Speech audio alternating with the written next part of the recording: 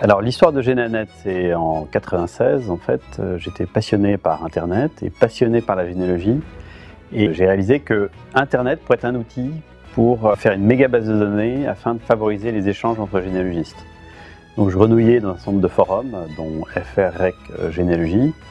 Et j'ai soumis mon projet sur le forum en juin 96. Et là, un informaticien m'a répondu en disant « Mais tiens, moi j'ai aussi une idée similaire ». Je lui ai dit « Pourquoi pas faire ça ensemble ?» Et en l'espace de 2 jours, il a fait tout le code permettant de mettre en place cette base. On l'a appelé la liste des patronymes de France, dans un premier temps LPF, et on a monté le site. Et on s'est dit pourquoi pas aller plus loin et faire un outil beaucoup plus sophistiqué, international. Le nom qu'on a trouvé c'était Généanet, en plusieurs langues, avec toujours l'idée d'avoir un site entièrement gratuit et financé par la publicité. Donc Jérôme a travaillé sur l'ensemble du code et quand on a eu un produit à peu près abouti, on s'est aperçu en fait qu'il ne fonctionnait pas. Ce qui fait que c'était extrêmement lent de faire une recherche.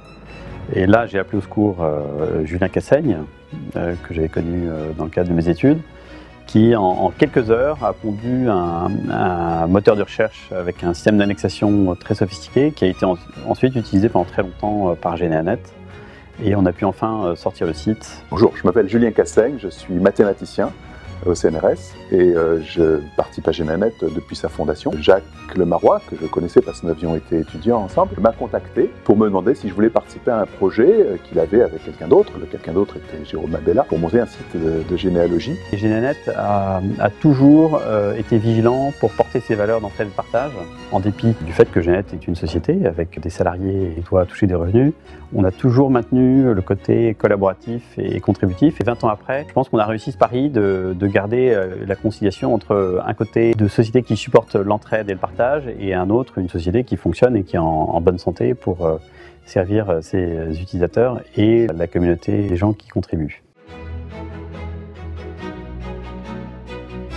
La force de Généanet, c'est d'être un site qui est réalisé par des généalogistes. Un site qui depuis 20 ans est pensé, amélioré par des généalogistes qui réalisent un portail qui leur correspond et donc de ce fait qui nous correspond. C'est très satisfaisant d'avoir un contact réel avec un cousin au 10e degré. C'est évidemment une des plus-values apportées par Internet, c'est clair.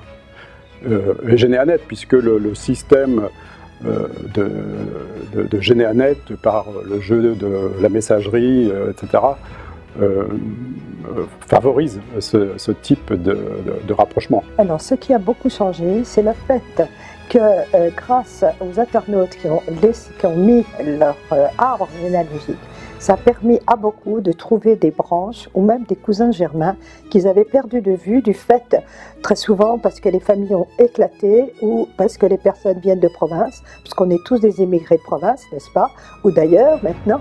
Et de ce fait, ça a permis Généanet à retrouver des ancêtres qu'on avait perdus de vue.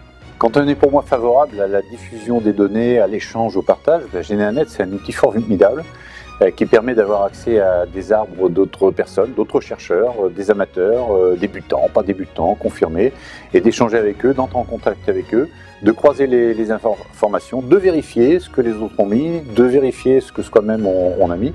Donc c'est un formidable outil d'échange et de partage. Généanet, c'est un petit peu comme le téléphone portable pour moi, c'est-à-dire qu'on se demande comment on faisait avant. Quand on va sur Internet, quand on cherche quelque chose sur Internet, on va directement sur Google. Pour la généalogie, sur Internet, où est-ce qu'on va prioritairement, en tout cas où est-ce que je vais prioritairement, c'est sur Généanet.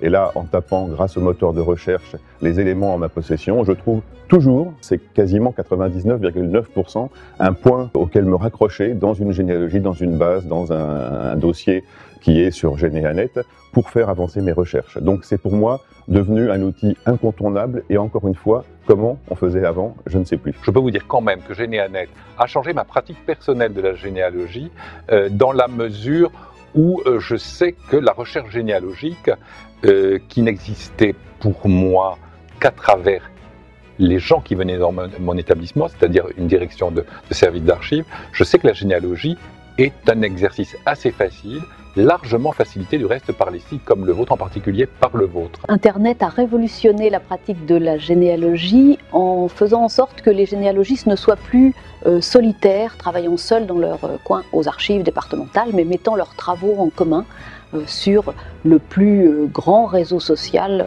qui existe, Internet. Et le premier réseau social, précisément, c'était le réseau des généalogistes, c'était Généanet il y a 20 ans. Généanet a tout changé, Généanet a révolutionné la pratique de la recherche généalogique. Concrètement, Généanet est indispensable, incontournable, obligatoire. J'ai calculé que en moyenne, je dois lancer à peu près entre 5000 et 10 000 requêtes sur Généanet par semaine.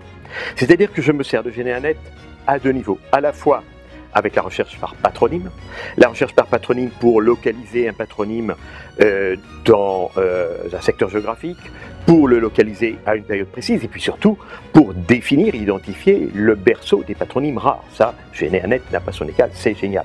Mais Généanet, de toute façon, n'a aucun égal à aucun niveau. En recherche par individu, grâce à l'abonnement premium, eh bien, je m'en sers toute la journée aussi en lançant des requêtes. Et c'est ça qui est génial sur Généanet, c'est qu'on peut choisir ses paramètres. Aujourd'hui, avec Généanet, je résous à peu près 9 blocages sur 10. C'est formidable. Alors maintenant, il faut penser aux 20 ans à venir de Généanet. Et pour moi, l'évolution que je souhaiterais, c'est que nous arrivions à cet arbre généalogique global dont je rêve et dont Généanet pourrait être le support. On dit souvent « ils vécurent heureux et ils eurent beaucoup d'enfants ». Pour les généalogistes, les internautes chez Généanet, on va dire « ils vécurent heureux et ils eurent beaucoup d'ancêtres ». Merci à Généanet et encore bon anniversaire. Joyeux anniversaire, Généanet. Bon anniversaire, Généanet. Joyeux anniversaire, Généanet. Bon anniversaire, Généanet. Je souhaite un très bon anniversaire à Généanet. Joyeux anniversaire, Généanet. Bon anniversaire, Généanet. Bon anniversaire, Généanet. Bon anniversaire, Généanet. Bon anniversaire, Généanet. Bon anniversaire, Généanet. Joyeux anniversaire, Généanet. Joyeux anniversaire, Généanet. Bon anniversaire, Généanet. Bon anniversaire, Généanet. Feliz anniversaire, Généanet. Joyeux anniversaire, Généanet. Joyeux anniversaire, Généanet. Bon anniversaire, Généanet. Bon anniversaire, Généanet.